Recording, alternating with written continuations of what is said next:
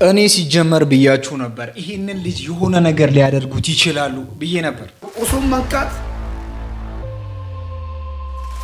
ሁሱም መንካት ሁሉ የኢትዮጵያ ሙስሊሞች መንካት። ምክንያቱስ ምንድነው? እኔ ራሱ ይሄንን ላደርግ ይችላል። እውነቴን ነው የምላችሁ። እንዴት በአንድ ቀን ውስጥ ታሪኩ 25 ሰዎች እኮ ሰለሙ። እስኪ ታሪኩ 25 ሰዎች እኮ ሰለሙ። እኔ ራሱ ልሰልም ትንሽ ቀረ። እንዴት ይሄንን ነገር አምነው ሊቀበሉ ይችላሉ? እኔ ራሱ ልሰልም ነበር እያለ ሌሎቹ ደግሞ በቪዲዮ እየወጡ ፍናንም ወደ እስልምና መታለች እያሉ ነበር። አላህ ኢላሃ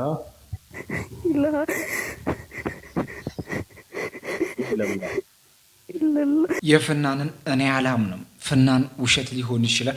አንዳንዶቹ ይሄንን ነገር እውነት ነው አንሳር ብለው እየነገሩኝ ቢሆንም የፍናን ነገር ውሸት እንደሆነ ልነግራችሁ ፈልጋለሁ። ነገር ግን ከነሱ አንደበት ያልሰለመው ሁላ እጅግ በጣም በሚያስገርም መልኩ ትችላለህ፣ ይመችህ፣ ጨዋ ሁሉ ጨዋ ያሳደገው ሙስሊም ወንድም በእውነት አንድች ክፉ ከአንደበቱ ሳይወጣ በሰላም አጣጣም ወገን ሁሱ ግን ደስ አይልም።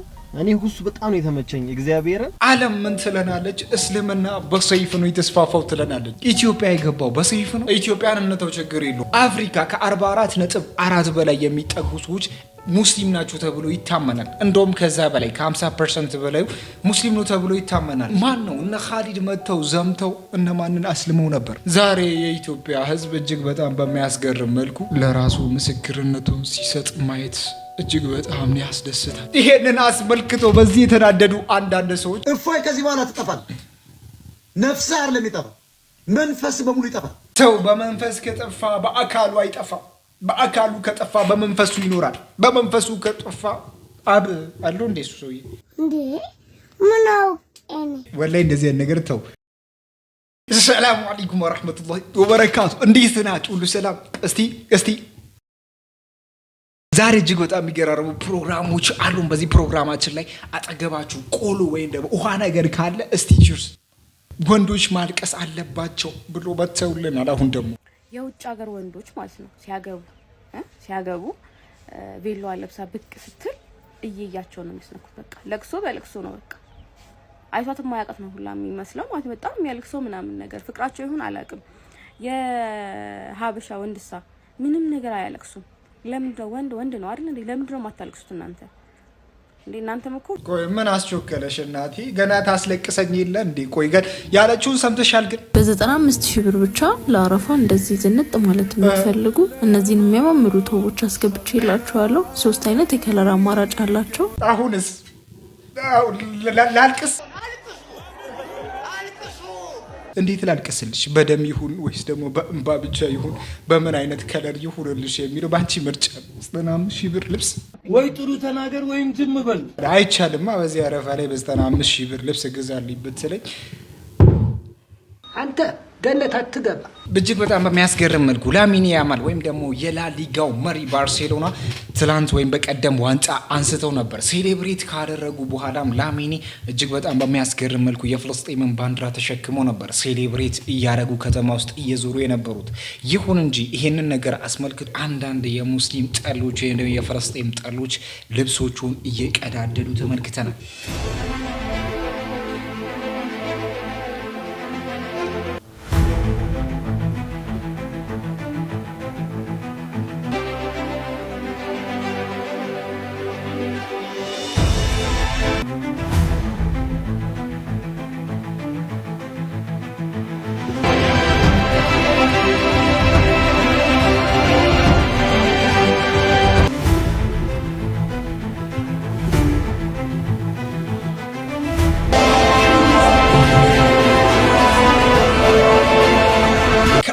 በስተቀር የሚመለክ አምላክ እንደሌለ የሚያሳይ የሚናገረው ወንድማችን ለፍልስጤማውያን ብዙ ሚሊዮን ሕዝብ እየተመለከተ ድምጽ መሆኑ እጅግ በጣም አክሩቶናል። ላሚን ያማል ለማታውቁ የባርሴሎና ተጫዋች 19 እድሜው ላይ የሚገኝ እጅግ በጣም ኮከብ ተጫዋች የሆነ ታዳጊ ከእስልምና ውጪ እንድናመልክ በህፃናቶች ላይ እየሰሩ የነበሩና ከዚህ በፊትም እንደምታውቁ ትናንሽ ሸቀጣ ሸቀጦችን እየሰጡ ልብስ እየሰጡ ለምግብ የምትሆን ትናንሽ ነገር እየሰጡ ልጆቻችን እየገዙ ነበር። ዛሬ ደግሞ በአደባባይ ምንም ነገር ሳይፈሩ ልጆቻችን ለመስበክ መንገድ ላይ ይወጣሉ። ልጆቻችን ምን አይነት ምላሽ እየሰጡ ነበር?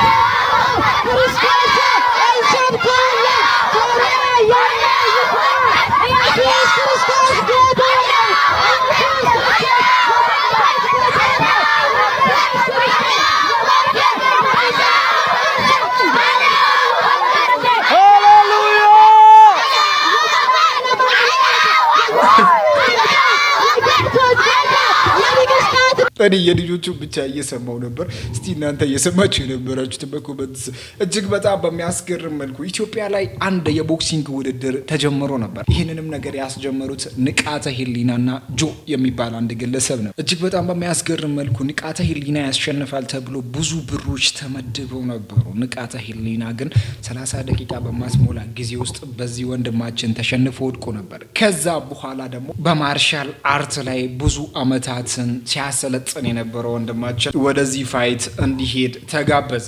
10 ሚሊዮን ብር ከሰጣችሁኝ እሄዳለሁ የሚል መሐላ ምሎ ነበር። እስኪ ወላሂ ብሎ የማል እንደሚወዳደር ይላል።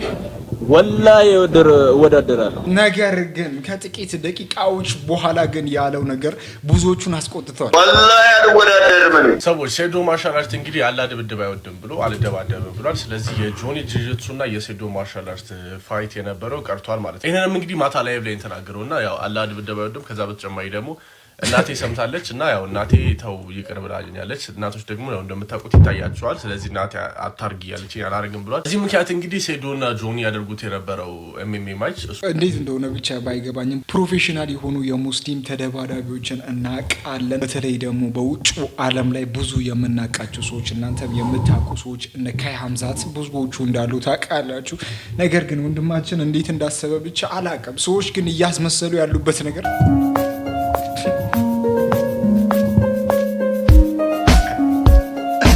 ሴዶ ማርሻልም ትክክል ነበር፣ እሱ ያለው ነገር ትክክል ነው ብለው ደግሞ አንዳንድ ጸሐፊዎችም እየተነተኑት ነው። ሴዶ ማርሻል አርት አካሄድ ትክክለኛ ነው ሲል አንድ ሰው ስለ ሴዶ ማርሻል አርት እንዲህ ሲል አስተያየቱን ሰጥቷል።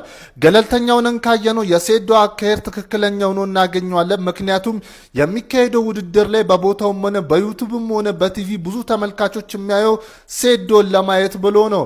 ምክንያቱም ይህንን ሰውዬ እነ ጆኒንና እነ ንቃተ ህሊናን ሳናቃቸው በተለያየ መንገድ ራሱን በደንብ ለህዝብ አስተዋውቋል። ስለዚህ ህዝቤ ከጆኒ በላይ ለአመታት አሻሽ እያለ ጆሮውን ሲያግለው የኖረውን ሴዶ ይረታል ወይስ ይረታል የሚለው ነው የሚያጓጓው። ይህ ለሴዶ ገብቶታል።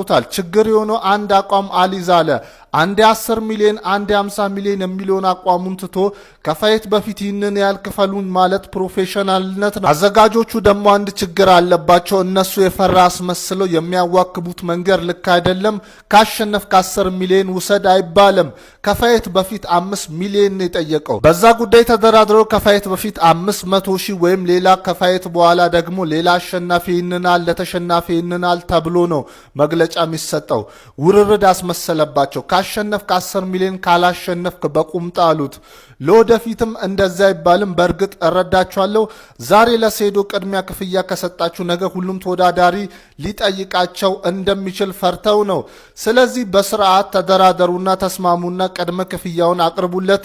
ያኔ ብሩን ተሰጥቶት እሱም ይፋለማል። አሁን ላይ ግን ሴዶ ፈሪ ነው የምትሉት የማዋከብ ሙድ ልክ አይደለም ሲል አስተያየቱን ሰጥ። ዛሬ እስቲ እንደ ጨዋነት አንድ ጥያቄ ልጠይቅ። ለዓላማክ ስትል ወይም ደግሞ ለዓላማሽ ስትል ምን አይነት ነገሮችን ማድረግ ትችላለሽ? ዓላማሽ ላይ ለመድረስ ምን አይነት ጉድጓዶችን ቆፍረሽ ዳገቶችን ወጥተሽ እዛ ዓላማሽ ላይ መድረስ ትችላለሽ? አንድ ልጅ ፊልም ለመስራት ከ3 አመታት በላይ ያስቆጠረ ፊልምን ለመስራት ከዚህ ወደዚህ ተለውጧል። በርትተናል፣ ጎብዘናል። 3 አመት ሙሉ ነው መከራ የበላ ነው። ለዚህ እወዳችኋለሁ፣ አከብራችኋለሁ። የምሬ ስለታገሳችሁኝ በጣም አመሰግናለሁ።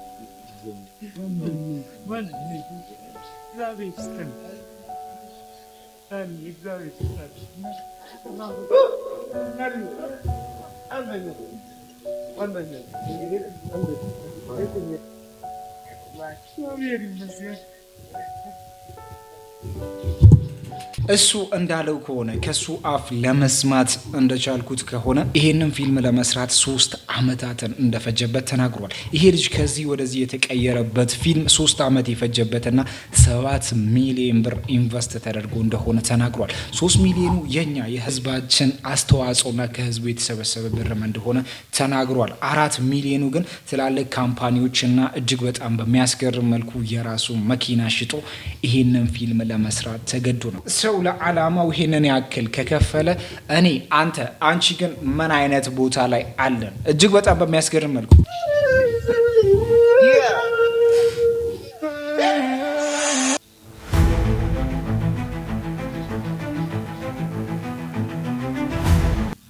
Born in that bond will never be broken, the love will never get lost.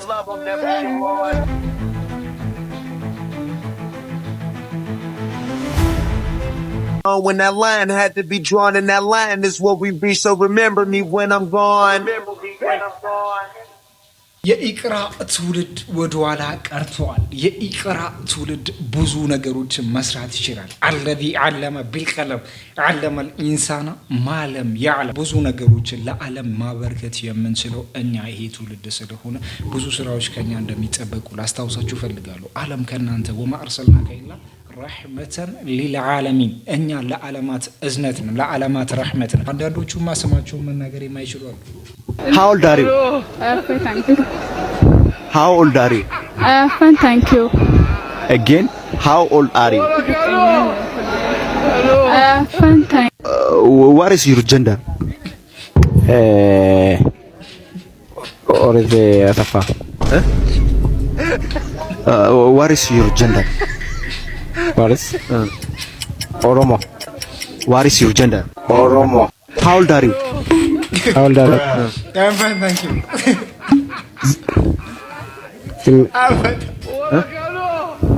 Okay, naman nega. Wala fitin baka.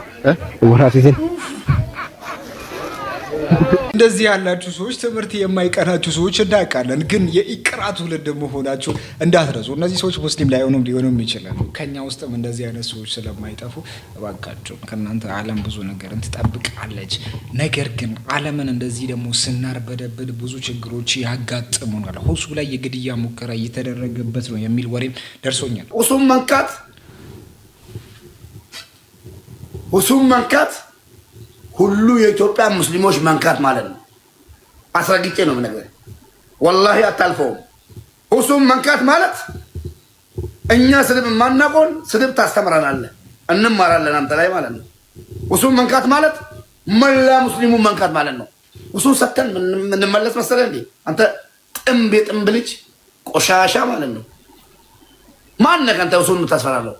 ሁሱን ኦልፋታው ሁሱን አረ ወላሂ ሸኛለሁ። እኔ 1 ሚሊዮን የገባው አካውንት እኮ እኔ ነኝ እኮ የሸኘሁልሽ። ታውቂያለሽ፣ ቆሻሻ ጠምደነክሰህ ይዘኛል። አሁንም ዮኒ ማኛ አካውንት ይሸኛል። ሙባሪክ ምን አለ በለው በቅርቡ ማለት ነው። አንተ አሽቃባጭ፣ ስንቴ ክርስቲያን ሆናል፣ ስንቴ ሙስሊም ሆናል። አንዴ ሙስሊም ሆነና ጊፍት ካጣ ኧረ አልፈልግም ይላል። እንደዛ አጭበርብር ዝም ብለህ ወላሂ ትሸኛለህ፣ ወላሂ ትሸኛለህ። በተደጋጋሚ እየዛተ እንደነበረም እየተነገረ ነው። ዮኒ ማኛ እንግዲህ ሁሱ ላይ የሆኑ ችግሮችን ለመፍጠር እየሞከረ እንደሆነ ሰምተናል። እነሱ የራሳቸው ሰዎች እኮ እንደዚህ ይላሉ። ሰው እንደዚህ ትልቅ ሰው መስሎ ጺሙን አበጥሮ ምናምን በዚህ ልክ እንደ ህፃን ልጅ ይጃጃላል። አይ ቅሌት! ሰው ካላወቀ እኮ በቃ ከተነቃበት እጥፍ ይላል። ምንድነው እሱ እንደ ህፃን ልጅ ብሽሽቅ? ሲጀመር ማለት ነው እውቀት ኖሮት ሳይሆን እፎ የሚባለው እውቀት የለውም። በቃ ለብሽሽቅ የሚሆኑ ሴንሲቲቭ ኢሹዎችን ያነሳል።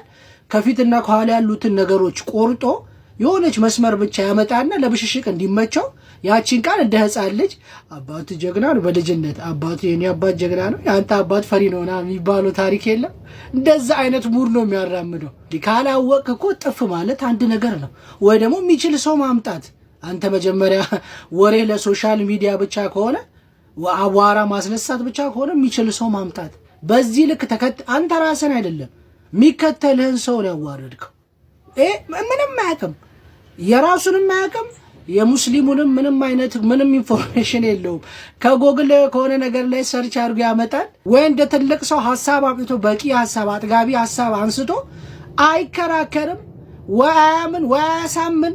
እኔ እሱን የሚከተሉ ሰዎች ናቸው የሚገርሙ። እጅግ በጣም በሚያስገርም መልኩ ደግሞ ብዙ ታዳሚዎች ያሉት ቴዲ ሐዋሳ የሚባለው ብዙ ጊዜ በፖለቲካው ዓለም እናውቃለን። እዛ ደረጃ ሁላ ደርሰው ነበር። ደቂቃ ውስጥ እኔ ወንድሞቼ ናቸው እወዳቸዋለሁ፣ ወደ ቀጥተኛው መንገድ እንድትመጥሩ የምፈልገው ነው ያለው። ይሄ ነው ትክክለኛው የሃይማኖት አስተማሪ ማለት። እሱ መጨረሻኛ 2 ደቂቃ ላይ እንደ ደቂቃውን ራሱ መጠቀም አልፈለገም። እኔ እናንተ ወደ ቀጥተኛ እንድትመጥሩ የምፈልገው እወዳቸዋለሁ። this is how real ሃይማኖተኛ የሚያወራው እንደዚህ ነው ይመስለኛል። ላይክ አሁን አንዳንዶቹ እዚህ ጋር ሲሳደቡ የቆዩት እንደ ስም አልጠራም እዚህ ጋር መጥቶ ትንሽ አንዳንድ መልክ ለመስራት ሞክረዋል። ይሄ በጣም የተሳሳተ ነገር ነው። ሁሉ ጊዜ ዛሬም ነገም ሁሉም ቦታ ቴዲ ቤት ስገባ እኔ ይሄ ነኝ፣ ሌላ ቦታም ስገባ ይሄ ነኝ። እኔን ካልሰራኝ ሃይማኖቴ ምንም ጥቅም የለም። እፎይ ያመጣው ነገር በማስረጃ ነው ብሏል። ምንም አይነት ማስረጃ ያመጣው ነገር የለም። ባይ ዘ ወይ የጠቀሳቸው ነገሮችን በሙሉ ለምሳሌ ቴዲ እንዲህ ብለህ ጠይቀኝ ፎር ኤግዛምፕል ሰማያዊ ነው ቢጫ ነው ሰማያዊ በቃ አለቀ እያልኩኝ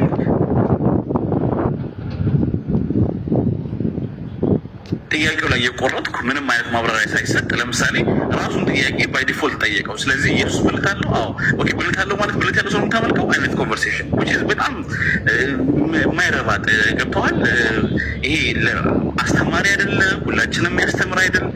እፎይ ላይ የመጣውን ፎር ኤግዛምፕል ኦኬ ያው የተወያዩ አካሎች ስለሆኑ ነው እየጠቀስኩ ያለው። እፎይ እዛ ቦታ ላይ ሲመጣ ሊወያይ የመጣበት ታይትል አለ ስለ ነብያቶች ክርስትና የነብያቶች ሃይማኖት ነው ብሎ አንድ የጠቀሰው ማስረጃ አለ። አንድ ሁሱ ኢብራሂም፣ ሙሳ፣ ኑህ፣ ኢየሱስ ብሎ ከመጀመሪያው እስከ መጨረሻው ድረስ መጥቶ እስከ ኢየሱስ ድረስ ጠቀሰ። ቁርአን ውስጥ እየጠቀሰ አያ እየጠቀሰ በዚህ በተመሳሳይ እፎይ አንድ የጠቀሰው ነገር አለ የለም። የሚያወራው እንትን አለው እንትን አይን አለው እጅ አለው። እሱ በተጻራሪ እንደውም ኦኬ እንደዛ ከሆነ ይሄው በዚህ በእናንተ መጽሐፍ አይን አለው ባታል ጀርባ አለው ባይ ዘ ወይ ጀርባዬን አየኸኝ ይላል፣ እግር ይላል፣ መረጋገጫ ጥፍር አለው ምናምን ነው። ሶ እንደዛ ነው። በዛ መንገድ ከሄድክ እሄዳለሁ ብሎ አስረዳው። ኦኬ ሶ ሞራል ካለበት ትወርዳለህ የሚለውን ያሳየው እንጂ ምንም አልተማርንበትም ቱ ቢ ኦነስት። በቃ የእፎይ መንገድ የሰራው ምንድነው? እውቀት የሌለው መንገድ ነው ይዞ የመጣው እፎይ። ሁሱ ይዞ የመጣው ደግሞ እውቀት ያለው ነገር ነው። አልተግባቡ። ልክ እንደ ግራና ቀኝ ነው የተጋጩ ነበረ። ስለዚህ ለሌላም ጊዜ እንደዚህ አይነት እውቀቱ የሌለው ከወረደ ሰው ሳይሆን እውቀት ካለው አሁን ትንሽ ለጊፍት ምናምን ሳይሆን እንተናገር ምናምን ትንሽ እውቀት ያለው ሰው መጥቶ ነው መወያየት ያለበት እንጂ እንደዚህ ወይ እውቀት የለው ወይ ባህሪ የለው። እሺ ምኑን ያስተማረን? ቴል ሚ ዋን ቲንግ። አንድ ያስተማረን ነገር አንድ ያስተማረውን አንድ ፖይንት ንገሩኝ። እነሱ ብቻ አይደሉም ሌሎቹ መስቀል አንጠልጥለው እንደዚህ እየመሰከሩለት ነበር። ተናገር አምላክህ ሞቷል አልሞት? ጎበስ። ስለዚህ ሚውታል ሞት የሚለው አንተ ጋር ያለውና እኛ ጋር ያለው የተለያየ ስለሆነ እሱም በነገራችሁ ላይ የሁሱና የጃዝ እፉኝት ሰው የዲቤት ብላችሁ የመጣችሁት ነገር ምን እንዳስታውሰኝ ታውቃላችሁ? የሴዶ ማርሻልና የጃኒን ኤምኤምኤ ፋይት ነው ትዝ ያለኝ። እዚህ ጋር እሱ የሚጠቀመው እፎ የሚባለው ምንም ነገር የሚያውቀው ነገር የለም። በነገራችሁ ምንም ሁሱ የሚሉት በስነ ስርዓት ነው የሚያወራው። ለነገሩ ስነ ስርዓት እኮ አላችሁ። ይገርመኛል። ዲቤት ሲባል እኮ ዲቤት ሲባል ዝም ብሎ መሀል ገብቶ መደባለቅ ምናምን የሆነ ነገር ሲናገር አፋፉ ሰዓት ይሰጣል። በዛ ሰዓት ውስጥ የተጠየቀውን ጥያቄ ትመልሳለህ። ፔሪድ ጀለስ ምንድነው የሚያደርገው? የሆነ ጥያቄ ይጠይቃል አይደል? አፋፉ ማለት ትእዛዝ ባለ መሰረት ወስኑ የሚለው ሰው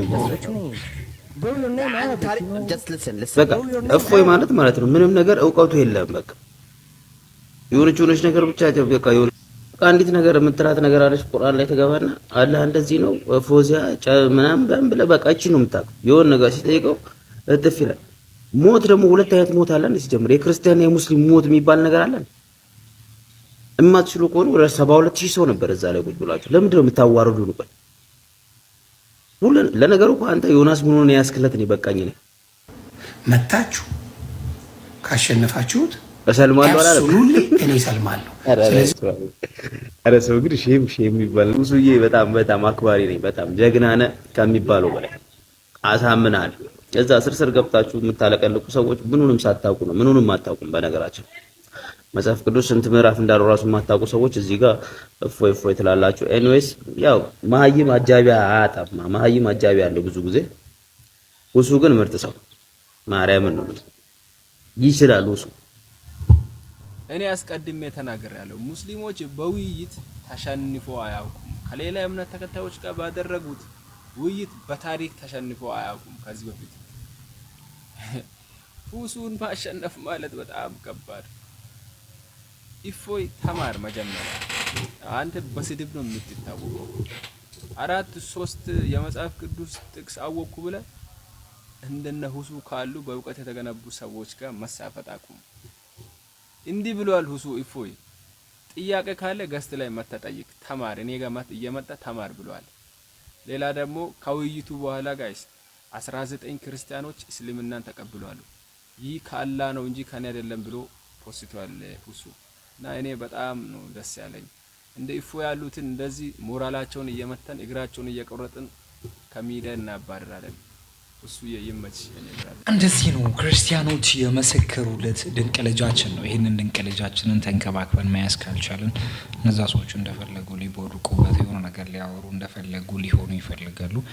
እነዚህ ሰዎች ሌላ ነገርም እያሰቡ እንደሆነ ደርሰንበታል። ለዛሬ ዘናችሁ ፕሮግራም በዚህ ይጠናቀቃል። በቀጣይ ቪዲዮ እስከምንገናኝ እኔ አንሱር አት ኤኒ ቱርቲ ይመቻችሁ።